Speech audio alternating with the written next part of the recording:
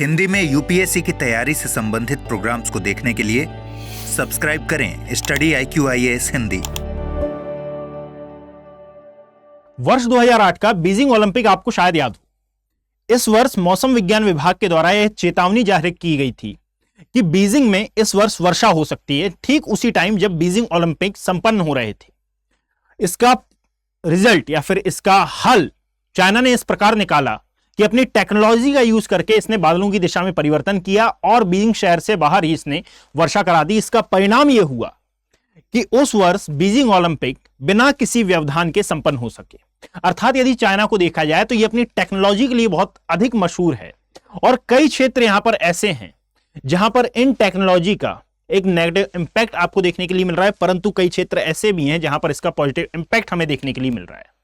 अब यदि चाइना की हम बात करते हैं तो याद रखिएगा कि चाइना का लगभग 12% एरिया, लगभग 12% क्षेत्र ऐसा है जो कि कृषि योग्य गतिविधियों के लिए योग्य माना जाता है। बल्कि यदि 27 एरिया की हम बात करें, 27% क्षेत्र की हम बात करते हैं तो ये मरुस्थलीकरण की समस्या से जूझ रहा है। और बताया यह जाता है कि चाइना के ऊपर जो मंगोलिया है, यहां पर मौजूद गोबी मरुस्थल और साथ में भारत के ही समीप जो तकलामकान डेजर्ट है, इसका लगातार विस्तार हो रहा है, जिसका मेन कारण है जलवायु परिवर्तन और वैश्विक तापन। अब बेसिकली ये समस्या अकेली चाइना में नहीं है। याद रखिएगा, विश्व में जितने भी मरुस्थलीय क्षेत्र हैं उनका जलवायु परिवर्तन और वैश्विक तापन के कारण कंटिन्यूअसली विस्तार हो रहा है और इनके विस्तार को नियंत्रित किया जाना अति आवश्यक हो जाता है। अर्थात वह एरिया जो कि कभी ना कभी डेजर्टिफाइड हमें दिखता था, उसको किस प्रकार से हरित किया जाए, इसके लिए ग्रीन वॉल प्रोजेक्ट चलाए जाते हैं। यहां पर वृक्षावरण को बढ़ावा दिया जाता है ताकि ये जो मरुस्थलीकरण की समस्या है इससे निपटा जा सके। इससे पहले आप देखेंगे कि अफ्रीका में भी ग्रेट ग्रीन वॉल प्रोजेक्ट चलाया गया था। साथ ही साथ भारत का जो अरावली वाला एरिया है, यहां पर भी ग्रीन वॉल प्रोजेक्ट की शुरुआत की गई है। अब वर्तमान में जो चाइना के द्वारा ग्रीन वॉल प्रोजेक्ट चलाया जा रहा है, इसका उद्देश्य क्या है और ये किस प्रकार से समस्या है पूरे पर्यावरण के लिए और इसके क्या पॉजिटिव इंपैक्ट पड़ेंगे पर्यावरण पर, यानी कि पॉजिटिव और नेगेटिव दोनों ही एस्पेक्ट के बारे में आज हम डिस्कस करने वाले हैं। देखिएगा कि एक न्यूज आपके लिए बेहद इंपॉर्टेंट है। न्यूज में आगे बढ़े उससे पहले, ये जो यूपीएससी की प्रिपरेशन होती है इसमें 2-3 टर्म्स बहुत ही ज्यादा इंपॉर्टेंट होते हैं कि भाई पहला कदम आपका एनसीईआरटी का होना चाहिए। सेकंड जो आपका कदम रहेगा, इसमें आपको फुल ऑफ कोर्स कंप्लीट करना है और इसका बार बार रिवीजन करना है।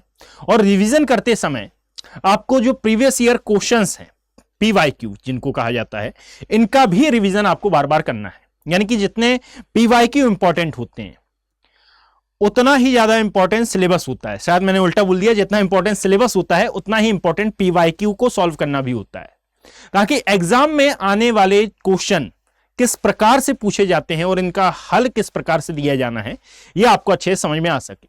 इसके लिए स्टडी IQIAS हिंदी के प्लेटफॉर्म पर ये लगभग 27 ईयर के पीवाईक्यू मैं आपको सॉल्व कराने वाला हूं। ये यूपीएससी प्री के अकॉर्डिंगली रहेगा। तो यदि आप इन पीवाईक्यू को सॉल्व कर लेते हैं तो आई थिंक ये आपकी पूरी यूपीएससी जर्नी का सबसे बेहतरीन कदम माना जाएगा।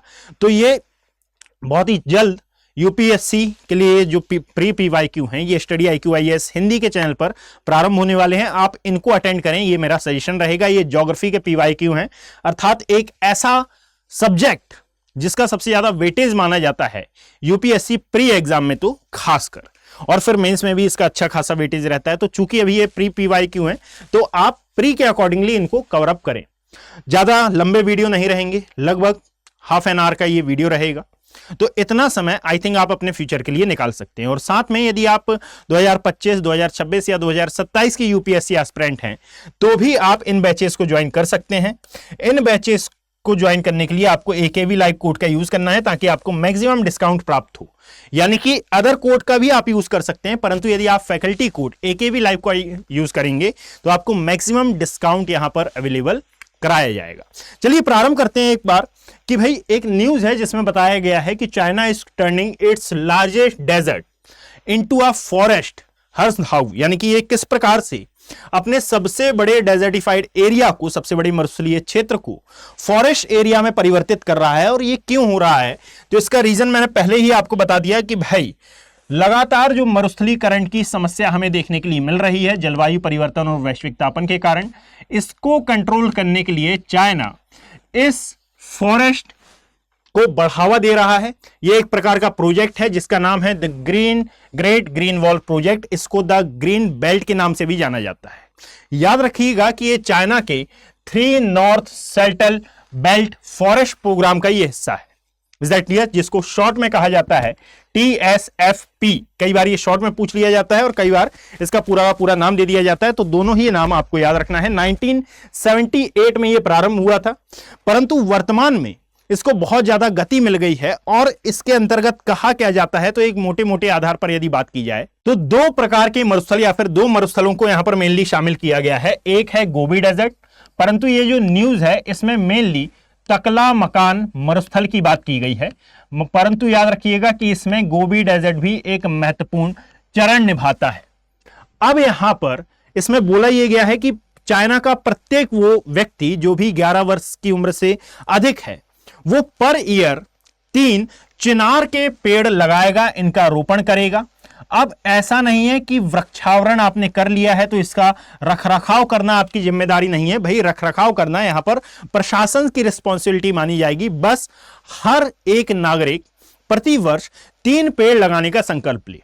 और यदि मान लीजिए सपोज आप उस बेल्ट में नहीं पहुंच पाते हैं, जैसा कि मैंने प्रीवियस स्लाइड में बताया कि एक स्पेसिफिक ये एरिया है, और यदि एरिया की हम बात करें तो ये जो चाइना का मैप आप देख पाएंगे, इसमें ये जो ग्रीनरी वाला सेक्शन है यहां पर ये वृक्षावरण किया जा रहा है। और वृक्षावरण मेनली हो रहा है चिनार के पेड़ों का, और इसके 3 क्रम हमें देखने के लिए मिलेंगे। अब ये 3 क्रम क्या है भाई?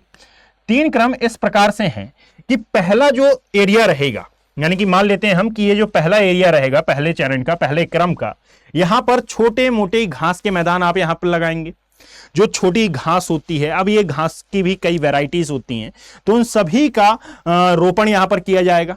साथ में जो दूसरा चरण है ये चारों ओर होगा। जो दूसरा चरण होगा यहां पर आप छोटे पौधों का रोपण करेंगे, और जो तीसरा चरण होगा यहां पर आप चिनार के पेड़ों का रोपण करेंगे। ठीक है, अब चिनार के ही पेड़ों को यहां पर चयनित किया गया है मुख्य आधार पर, और जितने भी एरिया में यह वृक्षावरण होगा वहां पर चिनार के ही पेड़ों का रोपण किया जाएगा। और इसके कारण जो मरुस्थलीकरण की समस्या बढ़ रही है वर्तमान में जलवायु परिवर्तन के कारण, तो मरुस्थलीकरण और जलवायु परिवर्तन को बहुत हद तक कंट्रोल किया जा सकता है, जो कि सही भी है। परंतु याद रखिएगा कि एक बार यदि इस प्रोजेक्ट की हम बात करते हैं तो इसका नाम है ग्रेट ग्रीन वॉल प्रोजेक्ट। यदि ये PDF आपको चाहिए हो तो आप Abhishek Kumar geography Telegram channel पर जाकर इसको डाउनलोड कर सकते हैं। मैं आज उसका लिंक देना भूल गया हूं, तो मैं लिंक प्रोवाइड आपको करा दूंगा भाई नेक्स्ट वीडियो से। तो आप इसको geography Abhishek Kumar geography channel से डाउनलोड कर लें। Is that clear? देखिएगा जो लक्ष्य रखा गया है वो 2050 तक का, कि 2050 तक इस पूरे प्रोजेक्ट को कंप्लीट कर दिया जाएगा, और इसके द्वारा पेड़ों की एक सुरक्षात्मक दीवार तैयार की जाएगी। और जो वन कवरेज क्षेत्र है यानी कि वनाच्छादित एरिया है, इसको बढ़ावा मिलेगा। और लगभग इसकी स्थापना के बाद से यानी कि वर्तमान समय तक हम बात करें तो 32 मिलियन हेक्टेयर से अधिक भूमि पर पुनः वन रोपण किया जा चुका है, और आने वाले समय में यह कंटिन्यूअसली बढ़ेगा ऐसी उम्मीद है। यानी कि 2050 तक यह प्रोजेक्ट पूर्णतः कंप्लीट हो जाएगा। और साथ ही साथ ये जो समस्याएं वर्तमान में हम देख रहे हैं, जो भारत में भी और वर्ल्ड में भी है, ये कंट्रोल की जा सकती हैं। यानी कि मरुस्थलीकरण की समस्या और जलवायु परिवर्तन को, इसको लेकर चाइना की जो ऑफिशियल वेबसाइट है उसने भी ट्वीट किया है कि भाई China finish encircling the country largest desert, यानी कि भाई ये डेजर्टिफाइड एरिया जो है जिसको हम तकला मकान मरुस्थल का नाम दे रहे हैं, परंतु मैंने बताया इसमें गोबी डेजर्ट को भी शामिल किया गया है। इसको कंट्रोल करने के लिए ये बहुत ही अच्छी पहल मानी जा रही है। अब पर्यावरणीय चुनौतियां जो भी हैं और जितने भी पर्यावरणीय जो संस्थाएं होती हैं वो इसको कहीं ना कहीं क्रिटिसाइज कर रही हैं, और क्रिटिसाइज करने का मेन रीजन ये है कि जितने भी पर्यावरण वेत्ता हैं उनका कहना है कि यदि मान लीजिए आप एक ही टाइप के वृक्ष लगाते हैं, तो एक वर्ष था वर्ष 2000। वर्ष 2000 में चाइना में एक बीमारी फैली, और इस बीमारी का जो सर्वाधिक प्रकोप है यह हमें देखने के लिए मिला नॉर्थ बेल्ट के समीप वाले एरिया में, अर्थात जिस एरिया की मैंने अभी आपके साथ बात की, यहां पर हमें देखने के लिए मिला। और इसका परिणाम यह हुआ कि लगभग 100 करोड़ से ज्यादा चिनार के पेड़ नष्ट हो गए थे। तो यहां पर जो पर्यावरणविद्ता हैं, उनका यह मानना है कि यदि आप एक ही वैरायटी के पेड़ लगाते हैं और कोई ऐसी समस्या जन्म ले लेती है जो इन वृक्षों के लिए, इन चिनार के वृक्षों के लिए एप्रोप्रिएट नहीं है और इनके कारण इन चिनार के वृक्षों को हानि हो सकती है, तो इस कंडीशन में तो ये जो 10 करोड़ पेड़ लगाने का आपने लक्ष्य रखा है, ये पूरे के पूरे पेड़ एक बार में ही नष्ट हो सकते हैं। तो आप अलग अलग वैरायटी के पेड़ लगाएं ना। आप क्यों एक ही प्रकार के वृक्षों को बढ़ावा दे रहे हैं कि भाई ऐसी कोई बीमारी जन्म ले जो चिनार के पेड़ों के लिए एप्रोप्रिएट नहीं है, तो पूरे चिनार के पेड़ नष्ट हो जाएंगे। आप यहां पर अलग अलग वैरायटी का प्रयोग कर सकते हैं। एक मुद्दा इसको लेकर है। दूसरा मुद्दा यह है कि यदि आप यहां पर वृक्षारोपण करते हैं तो चाइना की जो भूमि है, यहां पर जो जल धारण क्षमता है या फिर यहां का जो भूमिगत जल की क्षमता है, यह भी कम है। और यदि वृक्षारोपण किया जाएगा तो जो भूमिगत जल है इसका लेवल घट भी सकता है। कारण क्या है कि वृक्ष जब प्रकाश संश्लेषण की क्रिया होती है तो जो वृक्षों की जड़ें रहती हैं ये भी तो भूमिगत जल के द्वारा अपना विकास करती हैं, और ये 10 करोड़ जब आप पेड़ लगाएंगे तो इसके कारण कहीं ना कहीं भूमिगत जल पर भी इसका इंपैक्ट देखने के लिए मिलेगा। अर्थात वह चाइना जहां पर कृषि योग्य भूमि वैसे ही कम है, वहां पर इन पेड़ों के लगने के कारण भूमिगत जल और कम हो जाएगा, जिसके कारण कृषि प्रभावित होगी और साथ में जो अंदरूनी गतिविधियां हैं यह भी अपने आप प्रभावित हो जाएगी। क्योंकि आप जानते हैं कि कृषि एक प्रकार का फंडामेंटल एक्टिविटी मानी जाती है और कृषि आधारभूत संरचना में गिनी जाती है, क्योंकि जो एसेंशियल रिक्वायरमेंट्स होती हैं वो कृषि से ही पूर्ण होती हैं। और यदि कृषि बाधित हुई तो अन्य समस्याएं अपने आप जन्म ले लेंगी। और इन तमाम कारणों के कारण ये जो प्रोजेक्ट है इसको क्रिटिसाइज किया जा रहा है। बावजूद इसके चाइना इस पर ध्यान क्यों नहीं दे रहा है? क्योंकि भाई ये छोटी मोटी समस्या नहीं होती है। प्रत्येक वर्ष आप देखेंगे कि चाइना रेत के तूफान और साथ में पारिस्थितिकी क्षरण, ये तमाम प्रकार की समस्याएं देखता है। और यदि डेजर्टिफिकेशन बढ़ता है, मरुस्थलीकरण बढ़ता है, तो इसके कारण कहीं ना कहीं बायोडायवर्सिटी पर इंपैक्ट भी देखने के लिए मिलेगा। और इसके द्वारा यानी कि ये जो ग्रेट ग्रीन वॉल प्रोजेक्ट है, इसके द्वारा बायोडायवर्सिटी को भी बढ़ाना चाहता है चाइना, जो कि लगातार घट रही है वर्तमान समय में। अब आपके लिए भाई ये जो ग्रेट ग्रीन वॉल प्रोजेक्ट है ये आप कहां पर यूज करेंगे? तो जहां पर भी आप मरुस्थलीकरण की समस्या पढ़ते हैं, एनवायरमेंट, इकोलॉजी और साथ में ज्योग्राफी में भी आती है, वहां पर आप इस कंटेक्स्ट को शामिल कर सकते हैं। यानी कि जलवायु परिवर्तन और मरुस्थलीकरण की समस्या से निपटने के लिए वर्तमान समय में क्या क्या उपाय किए जा रहे हैं, उस कंटेक्स्ट से ये इंपॉर्टेंट हो जाता है।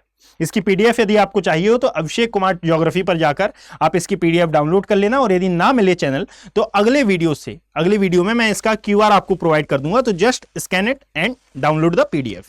Thank you. हिंदी में यूपीएससी की तैयारी से संबंधित प्रोग्राम्स को देखने के लिए सब्सक्राइब करें स्टडी IQ IAS हिंदी।